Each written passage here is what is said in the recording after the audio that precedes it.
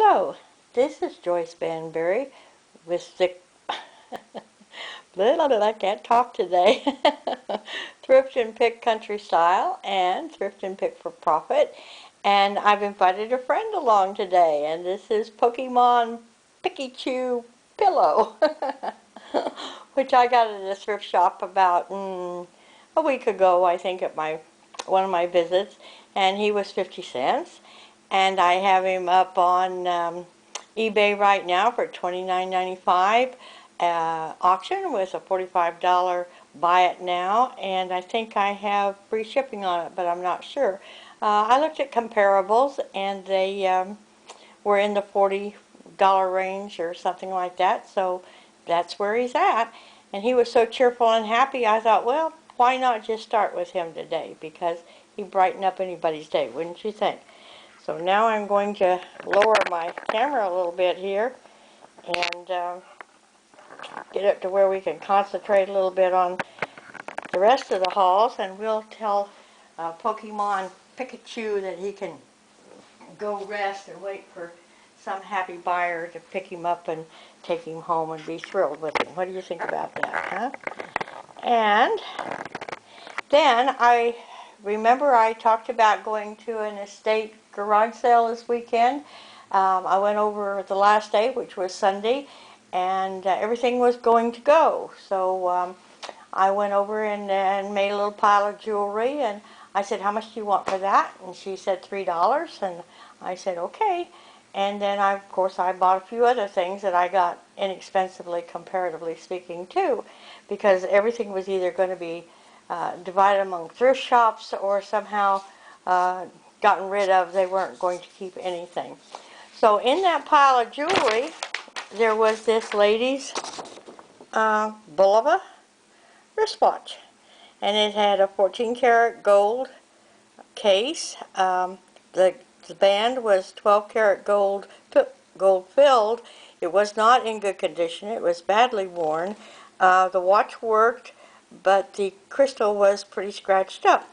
So I put it up on eBay for $45, and it sold within an hour for the $45. So that practically paid for my whole weekend of thrifting. That's pretty good. And then at that same sale, I had helped them out a little bit and done some social media advertising or promoting for them on area buy, sell, and trades. And they had this Aladdin vintage Stanley thermos and in a box, and I said, how much do you want for that? And she said, just take it. And I said, well, I can't do that. I'll pay you for it. No, she said, you've been helping me. Just take it. So that was free, and I put it up on eBay for $65 and took a best offer of $50, and they're both in the mail today off to their new owners. So I'd say that was pretty profitable, wouldn't you? Something to look for when you're out thrifting around. Okay, so let's look at a few things you might not think about thrifting for that might bring you a little bit of money and a whole lot of pleasure, I guess, because I like thrifting for things that I enjoy looking at. Now these two are wheat weavings, and it's a craft, but nevertheless it's an ancient craft, and it has enjoyed a revival in the United States in the past 35 years. And these are made from Kansas wheat straw. Even the little roses on the heart-shaped thing here are made from Kansas wheat straw. And the heart shapes here, this is a double heart shape, it's called a mortarford, and they're supposed to be a symbol of love and good fortune to anybody who gives them or has them. So I picked that one up, and then this is just called a favor. In the same way, it has a little love connotation, because in other cultures, if a girl put a favor in her hair, that meant she was eligible, and the boys could come around and try and date her, I guess. Anyway, these are going up, or these are already on eBay, and I will cross-post them on Etsy. This one will be $29.95, or is $29.95, or $29.50, and free shipping, and this one is $19.95 and free shipping. And I have sold these before on both eBay and Etsy. They're kind of hard to come by because you don't usually find them at garage sales or things like that. You usually find them at an auction. These came in one of those dollar auction boxes, so they probably cost me 10 cents a piece, if that much. Something to think about. Another thing in the same area, but a little bit different, is this little Scandinavian horse, and the surface of this is straw marquetry, where they have colored the straw and actually covered it by gluing it to a back like cardboard or something. And this is an ornament or a package tie or even to hang in a window or something, because wheat weavings and straw things like that are international. They're found all over the world. Scandinavia, Mexico, China. In China they would be usually rice. Russia has beautiful wheat weavings and beautiful straw marquetry boxes and things like that. You might look them up on eBay and see what you can come up with, or Etsy. I do know there's some on Etsy. So this little guy will probably go up for $19.95 and with a best offer, and of course free shipping. But I thought he was kind of pretty, didn't you? Didn't cost me but a nickel. You know, I'm always looking for cheap.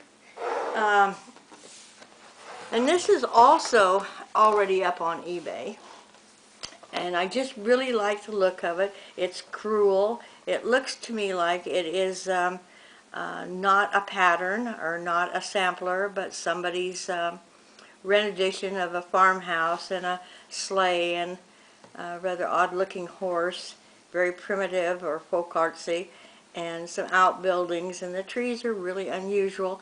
It's done on a linen back, and but the frame was really interesting on this one too, because this frame is from the 1920s, and I can date that because of something on the back, which I'll show you in a minute. Has a little bit of damage on this side, but that's okay. It's one of them I'm going to leave in the frame.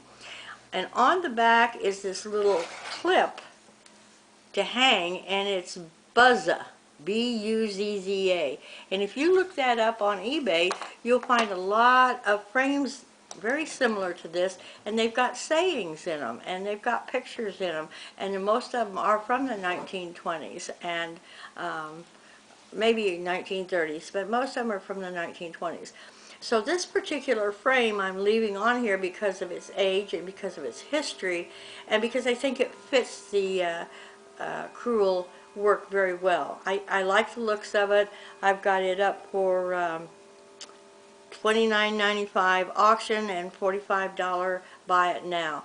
I do have luck selling needlework of different kinds. Sometimes they set for a while, and I do cross-post them on Etsy. So here's another one. I almost always take needlework out of existing frames, unless they're just really nicely framed, professionally framed.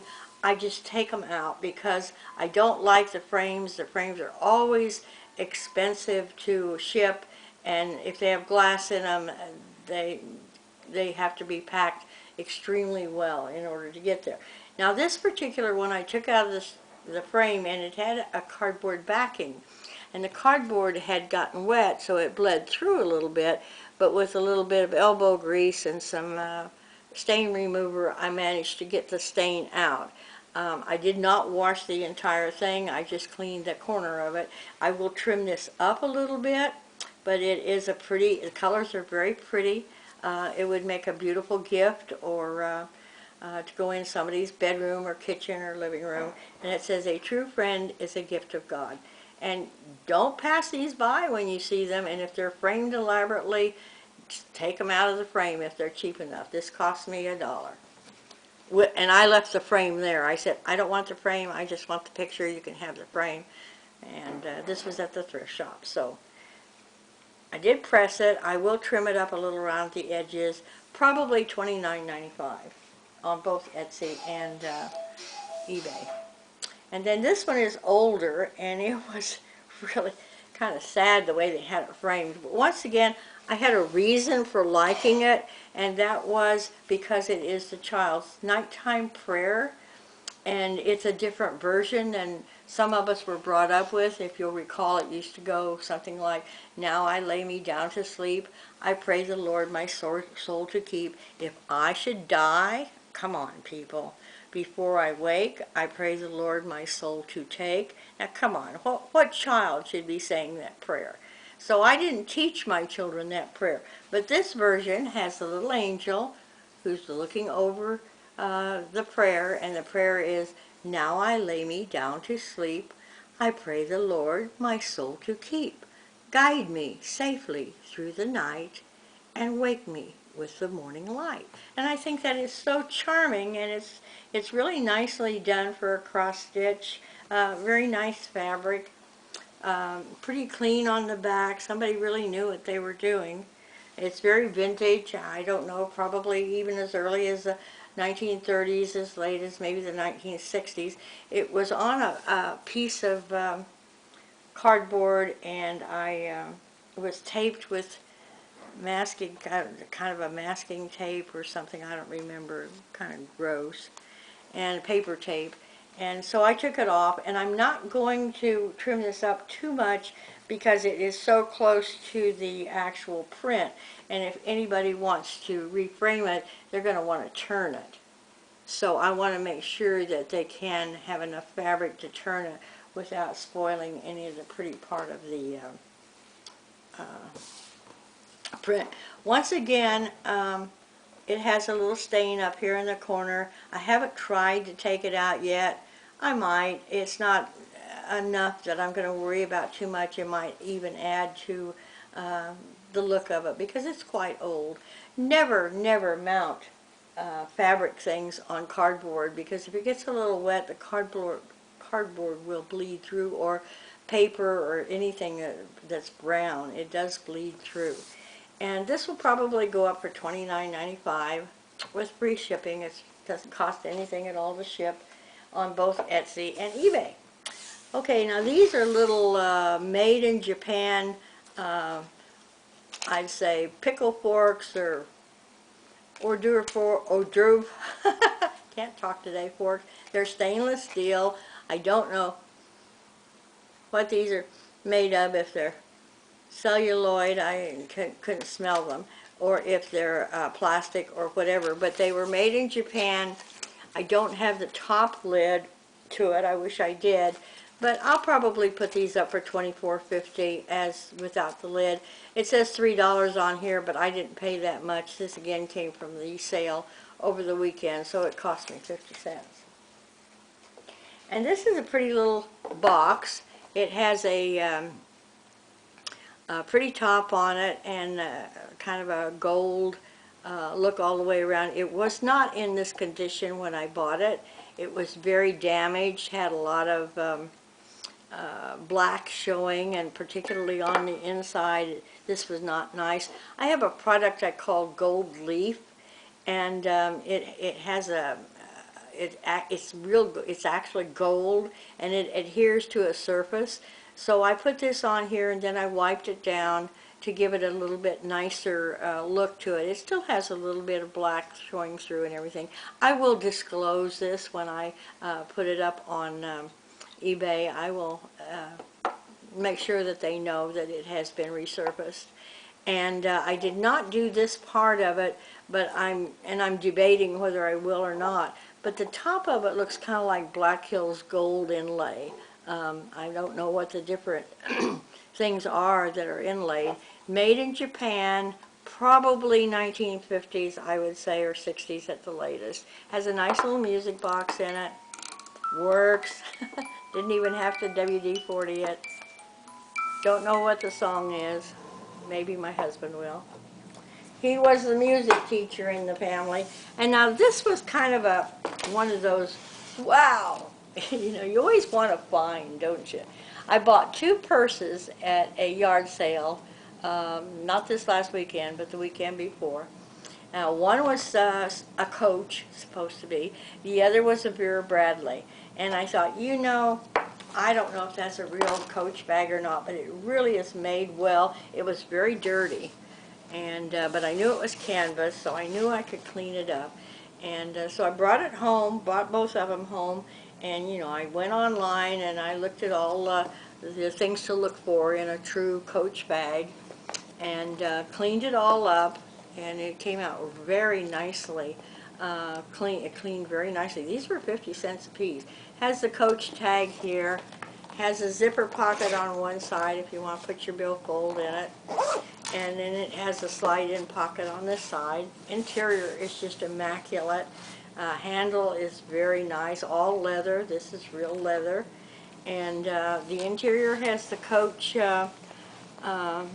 label in it, and it's sewn in, and it has the product number and everything on it, which I researched, and it's pretty authentic. It's an authentic Coach bag. I paid 50 cents for it, and I put it up on eBay for $29.95 auction with $45 buy it now.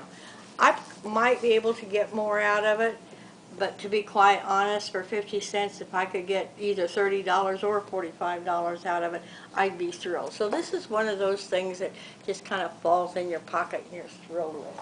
And the other one was a Vera Bradley, supposedly. Sorry, I had to reach for that one. This was supposed to be a Vera Bradley bag, and it has Vera Bradley on the things inside here, and I could not, in researching it, I could not find the print anywhere on the Vera Bradley side. I don't even think it's ever been used. It's still got the silica in it. I could not find any make label in it, which I'm sure if it was, well, maybe there is one. Let's see. Or maybe it was made in China. I don't know. It has Vera Bradley on the label, but when I looked it up, the quality seems okay. I could not find a pattern like it on the Vera Bradley side. And then on one of the places where I was researching, it said that the inside should be stitched too. So right now it's not going up on eBay until I'm absolutely sure it is a Vera Bradley. So right now it's in the dud pile. We'll see. But I'm happy with the other purse, so that's no big deal. Now, one thing I kind of wanted to talk to you a little bit about was what I like about haul videos. And I watch them. I watch quite a few of you. I think you're great. I love to see what you buy. I love to see why you buy it. And I love to see where you sell it. I don't sell on Amazon, and I'm not wanting to for a lot of reasons. I do sell on Etsy a little bit. But one of the things that I look at when I'm looking at a haul video, and I learn a lot. I mean, I really learn a lot from the haul videos. I would never have known anything about Coach bags or Vera Bradley bags or things like that if I hadn't watched haul videos. One thing I look for is, of course, my eBay ID. One of them is Holiday Market, where you find memories, keepsakes, and treasures to cherish and to share. Well, I want something that I'm going to buy to fit into that mix, to fit into that product line, or to fit into the merchandise that people would expect to find when they come to look at my store. So that's the thing I look at when I see something that somebody else buys, and I think, oh, that's so neat, that's so cool, maybe I should. And then I think, well, now wait a minute. Is that going to fit into your, into your product mix, or is that so far out that you don't really want to mess with it right now? Some of the things I don't buy very much of is clothing. Now, I do buy ugly Christmas sweaters because they fit into my holiday market theme. And I do buy occasionally purses, which they have to be a reason to buy them. But I don't buy shoes because I don't want to mess with the sizes and so forth. And there's a lot of people who do those things a lot better than I do. So the one thing that I do is to look and see if it will fit into my product mix, or if it's just something interesting that somebody else is doing. Then every once in a while you come across something that's totally, oh wow, I didn't even think of that. if I had been watching videos, haul videos, and been online on some of the groups and things that discuss what they've purchased and everything, I would never have thought about buying things like men's fragrances and things like that, which I've had some good success with. But that's just one thing to think about. Will it fit into your product mix? Is it really something that you're going to be able to manage as far as the size goes?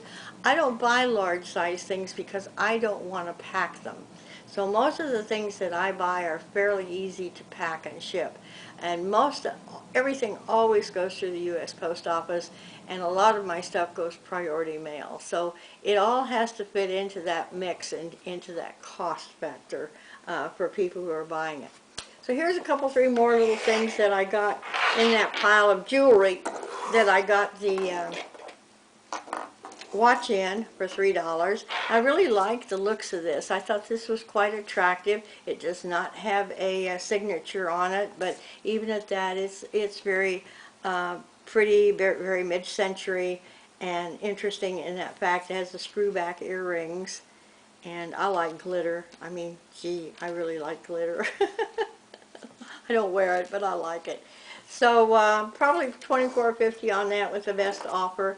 And then this was a Sarah Coventry cross, and crosses sometimes sell well because you have more than one shopper looking for them. You know, people who like Sarah Coventry, people who like crosses, religious things or not, and then people who like silver jewelry because a lot of people prefer silver over gold.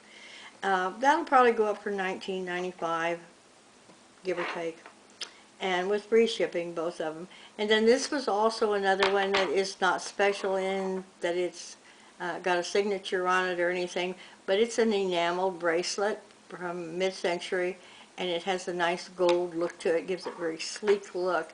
So maybe anywhere from $14.95 to $19.95 with free shipping on that. One nice thing about jewelry, which you've all found out yourselves, is that it's not expensive and not hard to ship. So those were cool. And in that was also these two little Christmas trees.